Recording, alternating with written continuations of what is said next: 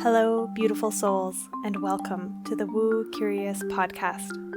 Your map to the mystical, your key to the sacred, and your guide back home to yourself. I'm Eileen, a writer, a spiritual coach, energy healer, and slow living witch. This podcast is your invitation to explore a world where the mundane and the sacred intertwine. It's a haven for those ready to take the first steps into the realms of magic and mystery, providing a safe space for you to embark on your own enchanted journey towards healing and self-discovery.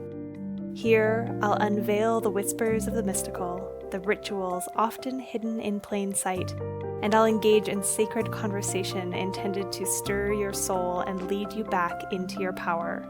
I'm all about demystifying woo and witchcraft. So, whether you're a seasoned seeker or simply woo curious, I'm so delighted you've decided to join me on this journey. Let's make magic.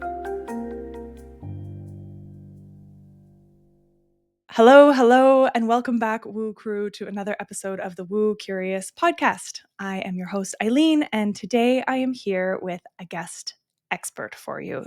My guest today is Sydney Campos. Sydney is an intuitive energy healer, a strategic advisor, and 3 times founder with over a decade of experience guiding visionaries and leaders on transformative journeys.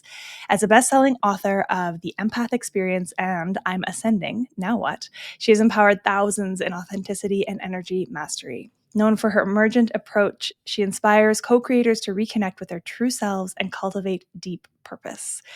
Sydney, I'm so delighted to have you here with me today on the Woo Curious podcast. Welcome.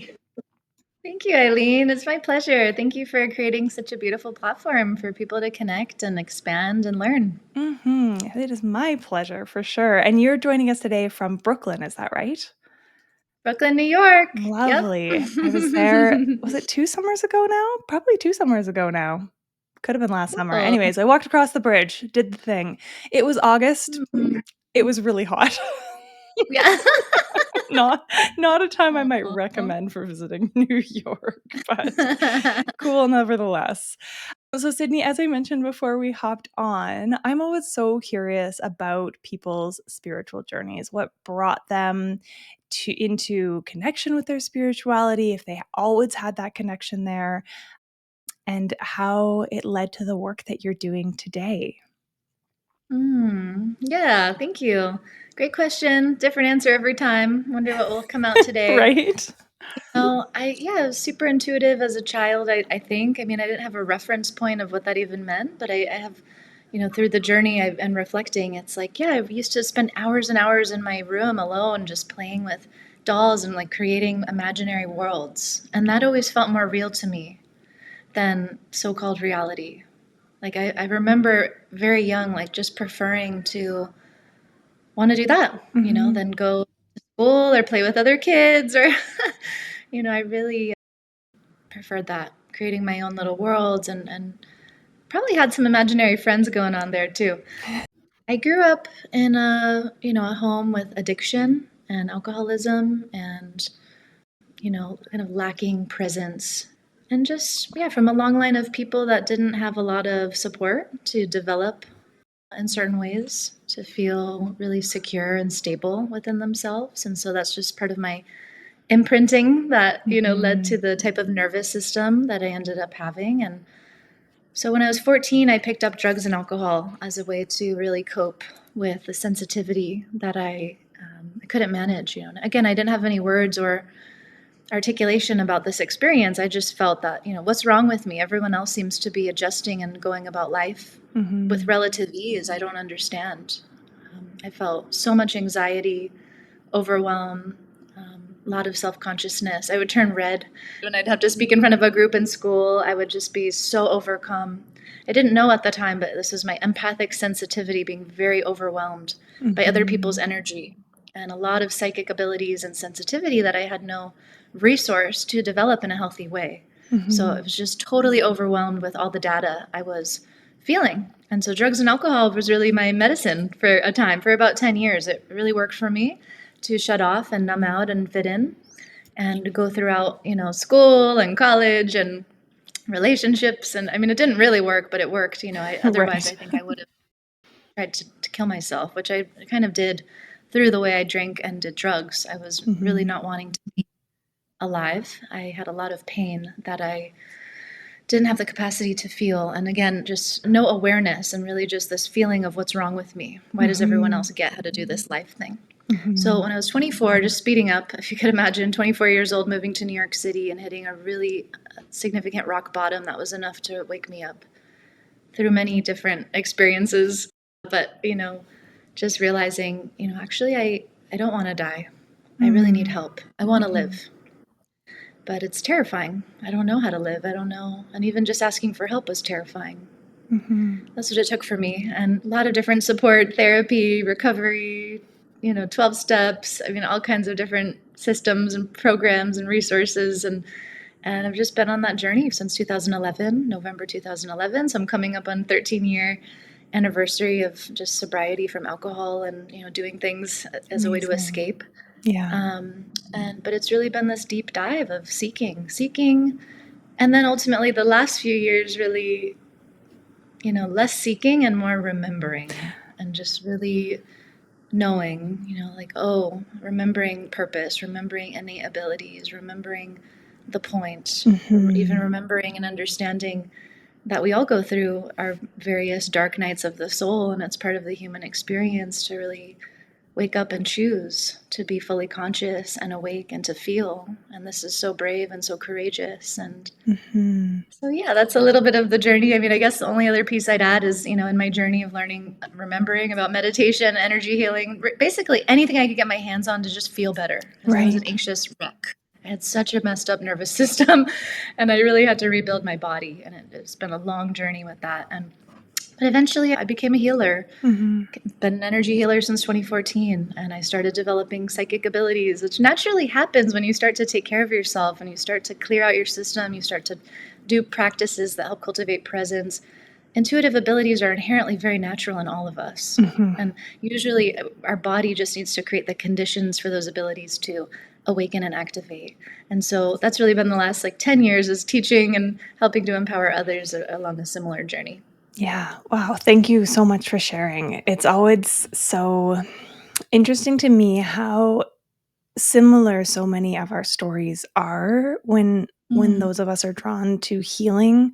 So often there is that story of hardship or trial in our younger years, coping mechanisms that we developed in order to survive. I really love Mm. the grace that you spoke about that with. It it resonates in that sense of like, yeah, okay, I could see that as something I needed to get by at that point. Was it really adaptive? In the moment, maybe. Long term, obviously, Mm. those kinds of substances are harmful to us, but the compassion to be able to say, yeah, no, that's what got me through. And it's Mm. okay to have been there rather than judging ourselves for having been there. And there's a lot of wisdom Mm. in that thread of your story. I love the way that you encapsulated moving from seeking to remembering. How did that it might be indefinable or indescribable. Like, can you describe how that shift and how that like, it's a subtle difference, but it's a difference. What does Mhm. that feel like, or how does that I don't know, what's the word I'm Mhm. looking for? Anyways, I think you know what I mean. How does What's that that present? about? What's that Yeah, about? what is How that? do you define What's that? that How thing? yeah. Great question. Yeah, let's try. We were just on a training call last night with my facilitator training, all about Akashic records, multidimensional healing.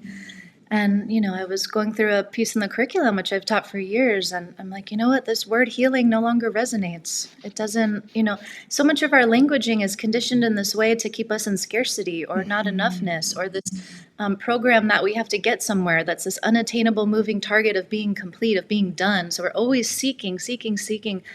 And, last night we came up with alignment as a more resonant term. When we're doing sessions, when we're transforming, it's about finding alignment. It's about acknowledging that the body is inherently already whole, complete, and it's our job to really get to know ourselves and support ourselves to the level where we just support that inherent alignment that Mm-hmm. we have, that we embody when we're really being ourselves and we're not holding different distortions in place or whatever it may be. And so I like that one shift, just a simple shift in languaging, and it's so empowering. It's like it's validating and affirming that we are already whole and complete.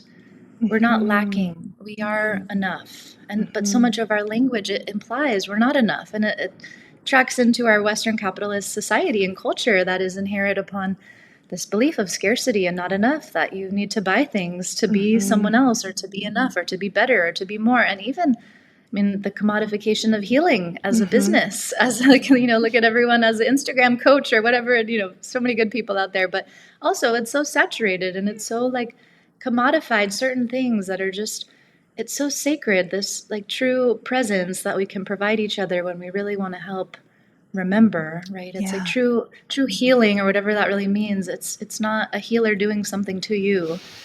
It's holding presence and being attuned in yourself enough so that in your space someone else remembers and feels safe to be what they already are. And so Yeah. I think we're looking at a language update. Yeah. Yeah. It came to me as you spoke that seeking implies looking for something external to ourselves, whereas Hmm. remembering is a turning inward. It's a coming home to our bodies and like the Beautiful. wisdom that lives there, which is so much of, I think, the people that I'm drawn to in terms of learning from our mentors is it's often that remembering. I talk about my bones remembering often. When I landed in Ireland, when I visited a couple of years back, there was this immediate Mm. resonance in my whole body, like, oh, I Yeah. remember here. I still Chills. get chills. Yeah. Yeah. Yeah. And which is like, Ireland and Scotland are where the majority of my ancestors are from. And it is that there's so much trust involved, I think, in that allowing ourselves to come into contact with our intuition and remember, and it's a trust that Mm. really takes time to develop because, as you mentioned, the capitalistic patriarchal society that we live in has told us from the time, well, for generations, that it's not to be trusted, that only the physical, tangible, factual, rational can be trusted. Mm. Do you have thoughts on Mhm. that? It's not a question, Yes. but Well, I'm still feeling the chills when you mentioned Ireland. This is so prevalent in my field lately with people I mm, deeply care about returning to that land and feeling called to go there and do druid like mhm. ceremonies and just it's very present. So I'm like, when am I going to go to Ireland? Like, what's happening here? I keep getting this reflection. Yeah. And as you're speaking as well, what we're also moving through, it's like the reality is, many of us come from many generations of genocide, Mhm. having had mystical, healing Mhm. people in our lineage that were killed or murdered because they spoke up against the status quo, because they didn't fit into society that told them they were disempowered and meant to be a victim, Yeah. that they sought out natural ways of, taking care of themselves. And these traditions are much older, by the way, than our recent, Yeah. traditions or conception of history. And much of the history was destroyed also intentionally, right? So we Yeah. have to look at, what is the history that we're even aware of in our collective right now? And how has it been edited and filtered in such a way to uphold the status quo and different power dynamics that are inherently meant to really disconnect people from themselves intentionally so that the powers that may be continue. And Mhm. so we're up against a lot of infrastructural, I would say, control mechanisms that go very deep and for the last couple centuries. And when I was younger, I used to get really caught up in, like, let's save the world and we got to wake everyone up. And even that can be this external focus of seeking, I got to get this Mhm. critical mass of other people awake and alive and empowered and see the truth. Mhm. And then the last couple of years have been more this pivot of, go within, because how Mhm. can I ever hope to help anyone else wake up, remember, become empowered if I'm not really in integrity in my Mhm. own being? And this is something that continually challenges me on my path as a teacher, as a guide. It's like, wow, where can I actually deepen in my integrity and walk the talk? Mhm. That I think is the biggest gift we can give anybody else as a healer. We're here to be examples. We're here to be way showers and guides. And so this internal focus, as you say so beautifully, this remembrance and this return inward to our, our knowing of our wholeness, it's the greatest gift we give ourselves, but ultimately it's the greatest gift we can give anyone else, because I think that's really what we're after, is that deep sense of security and peace and just that unwavering faith. We talk about in the training too, unshakable trust, where you do not waver. And so much of our society is designed to distract you and pull you out. And, like there's all these tripwires to take you out of center, to take you out of presence. It's the ultimate training really for presence in this dimension. It's hilarious. And what we really want at the end of the day is that deep feeling of, I'm here and I got myself. I got me and source, me and God, whatever you believe in, just I'm here and I'm okay and I'm enough. Yeah, I always get so many like tangents that I want to go down. Like, can we follow this one? Can we follow this one? But that sense of trust, that sense of being,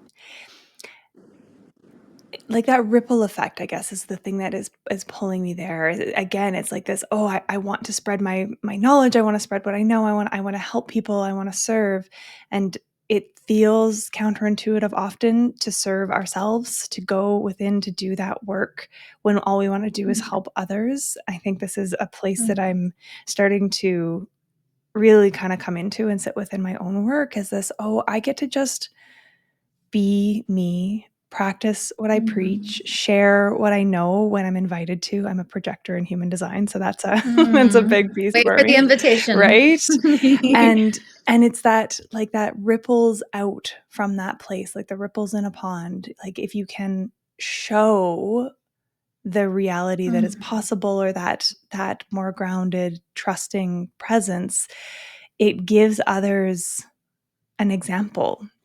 I think that's something that, especially for those of us who are walking the earth in a female body this go round, we lack examples of these wise teachers because of the persecution that you mentioned for so long. It wasn't safe. We didn't have them. We've been kind of, especially in North America, it's that, individualistic culture as well. We weren't raised with aunties and grandmothers and that kind of community sense of being shown what wise women look like. And it's a really, again, coming back to that trust piece, we have to, it's almost, trust and faith. It's a leap of faith to trust yourself. Beautiful. Yeah, I was having a conversation yesterday with I also weirdly work in a startup, and I'm building this like leadership development AI thing, and it's very multidimensional and just all about, bridging these different worlds of energetics and also practical business. And how do we build the infrastructure needed on the planet to support more collective thriving and awakening and emotional intelligence? But one of the conversations we had the other day was about this exact point, like what's a real leader today?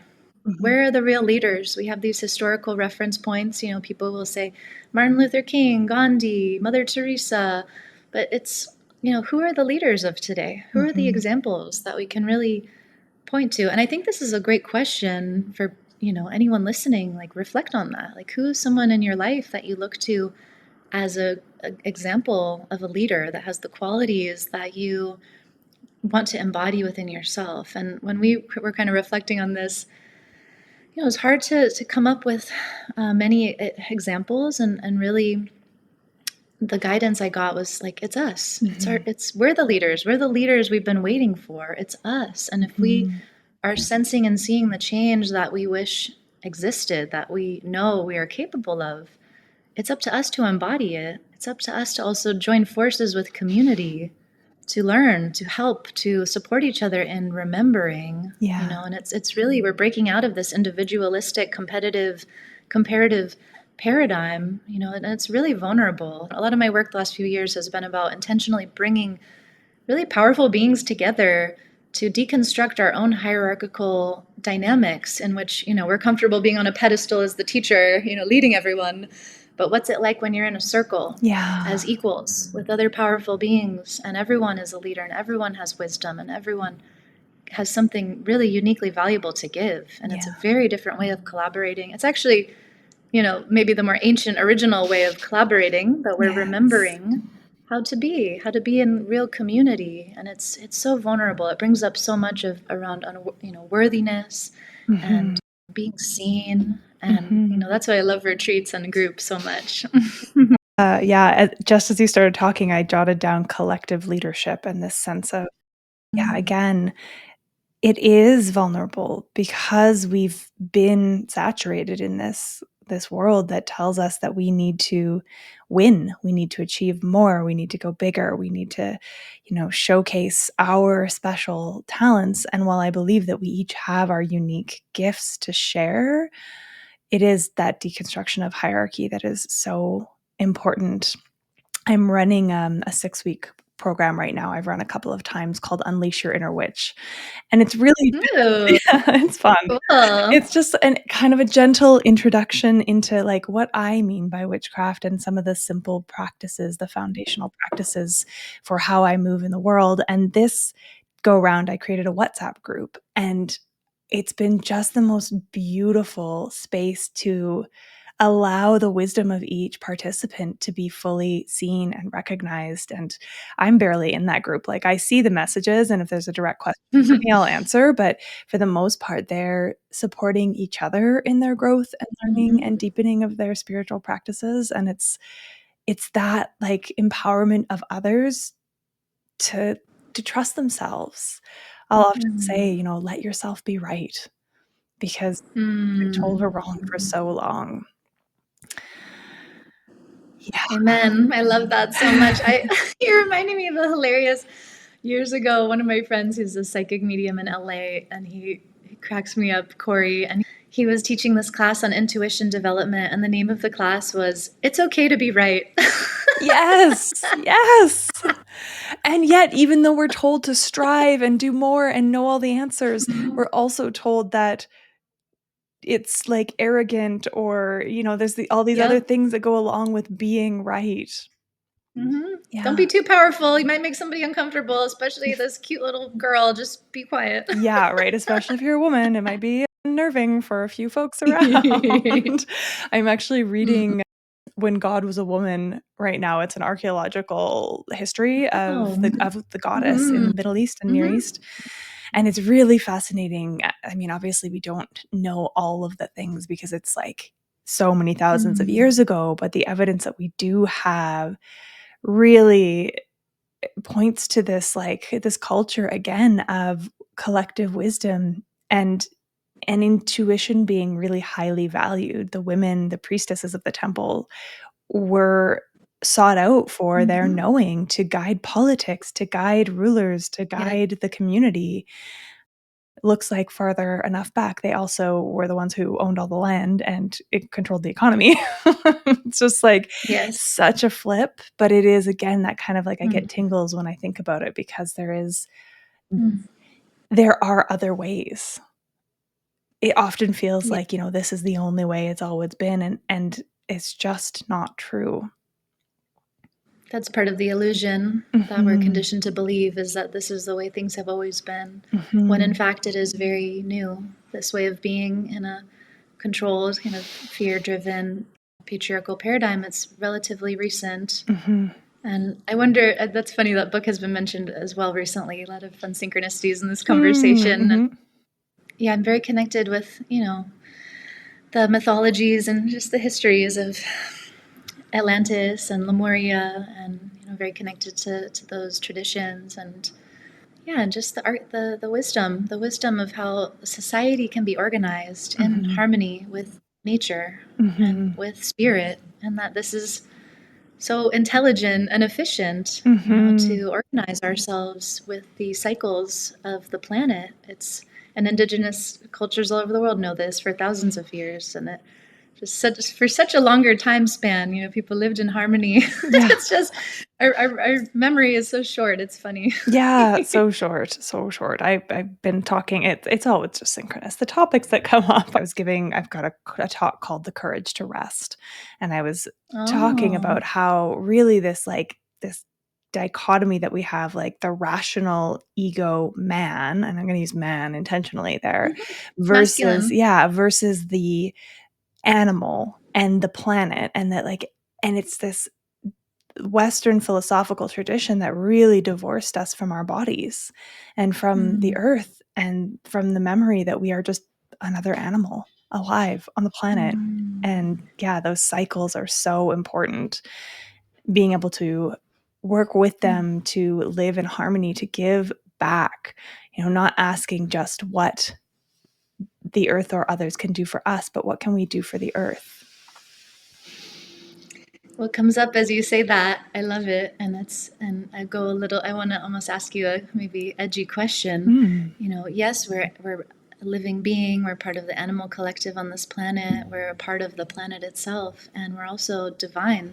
We're also part of God, or maybe we are God.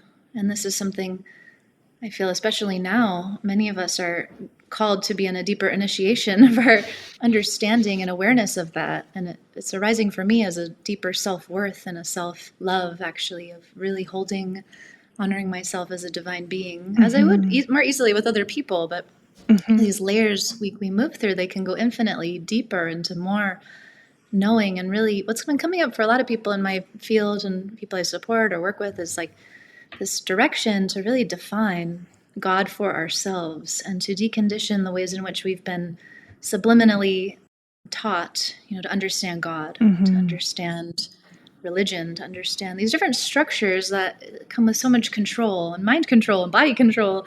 And so I'm curious your thoughts on that, especially as someone that is a self-proclaimed was an atheist for not too long ago. What are your thoughts? Yeah. The first thing that dropped in as soon as you said that remembering of being a divine being is A, yes, and B, I think we're the only animal that forgot. That's where I go. Love that. Yeah. That's, it's a short answer, but really that's kind of that embodiment of, the animals didn't forget. The plants didn't forget. The stones didn't forget. It is interesting coming from a place of having been raised without religion. I don't think my parents ever said, like, we don't believe in God. I just grew up without church or without having that connection. I do remember very vividly as a kid wishing that I believed in God, especially when things were hard, when there was hard moments or hard things. I was like, that seems really nice to have that higher faith, that belief, and that community aspect of organized religion. And I also had a fairly negative view of a lot of Christianity and the history of it for, I think, pretty valid reasons over the years.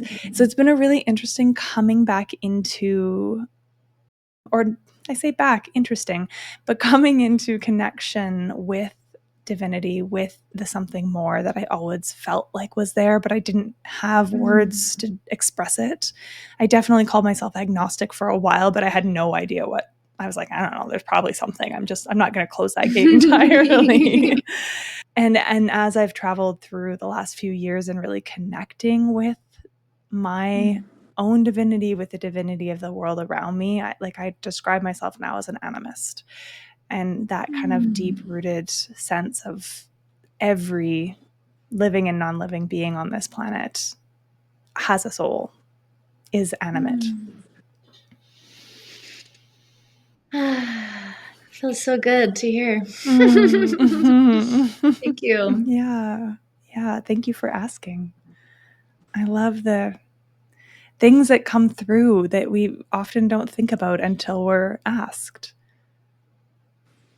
Yeah, and the podcast host gets to answer questions too. Right. Totally. I'm like, who are you? Yeah, it's the beauty, is the connection. And I think that's what brings listeners back to listeners. Let me know if this is true, but just the connections and the synchronicities and the ability to connect with people who are so different and yet so the same. I think that's what I keep coming back to. Our upbringings have been different.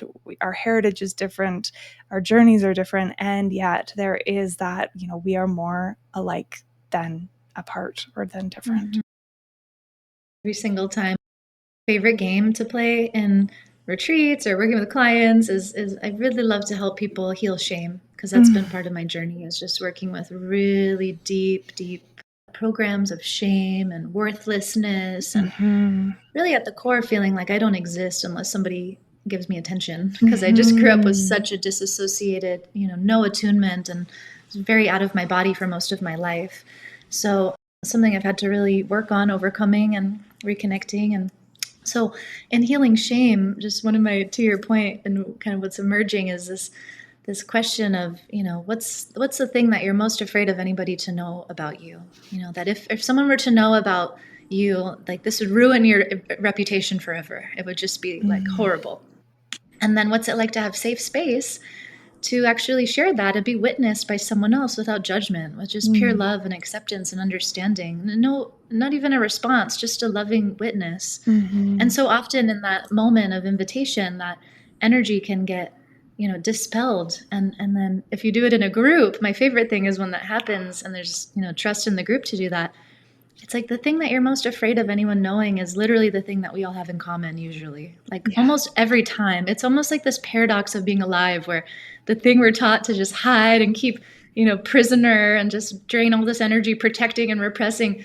It's literally the main thing that it unlocks intimacy and depth and connection and trust with the exact people that you have the most in common with. Yeah. Yeah. One of my mentors often says, we've all done shitty things. We've all done things we're not proud of, we're ashamed of, that we wish we could go back and do different. We have all done shitty things. And to be able to hold compassion for others and then have them hold that compassion for ourselves is, I got teary listening to you speak to doing that in group. Because you facilitate retreats. That's part of your offers. I know you have a retreat in Hawaii coming up.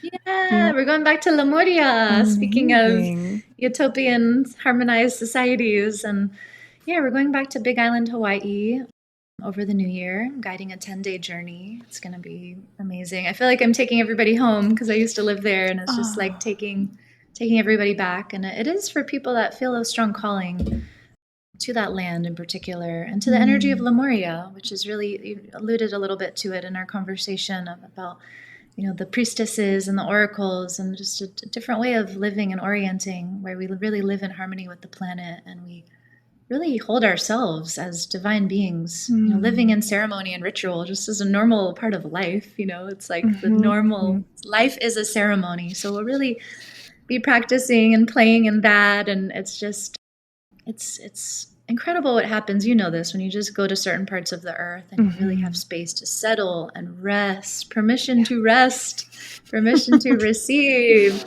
And you just clear out a lot of the noise, a lot of the problems or challenges you thought you were solve, and you can see much more clearly. And then it's also a really fun place to manifest and explore vision. So we'll be doing, it's like the first part of the retreat is clearing, releasing, letting go, and recalibrating, rejuvenating, and then vision and expansion and empowerment, and lots of fun, lots of play, lots of like dancing. It's going to be so fun. Oh, amazing. That sounds, I'm like, I want to go. I want to come.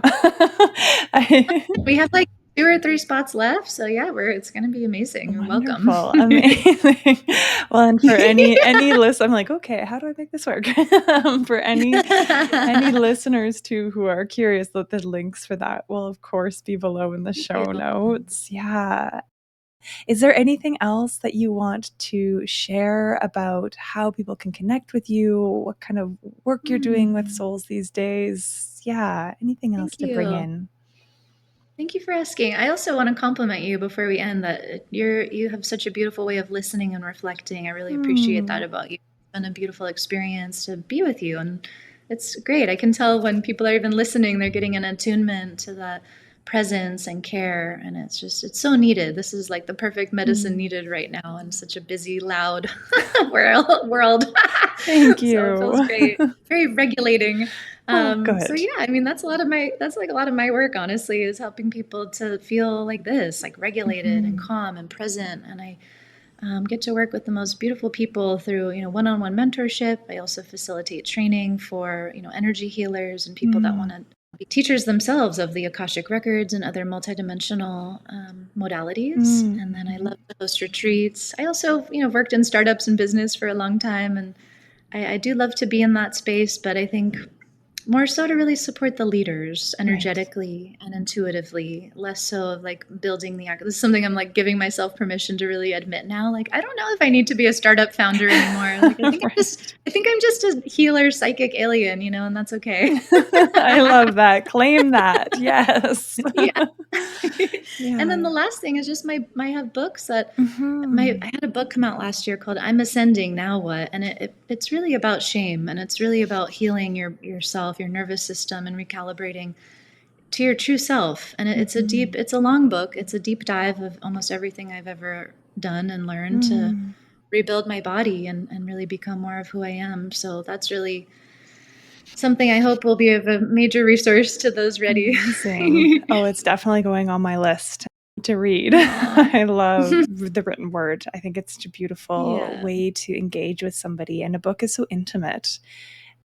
And so, thank you for writing and bearing a piece of yourself that way.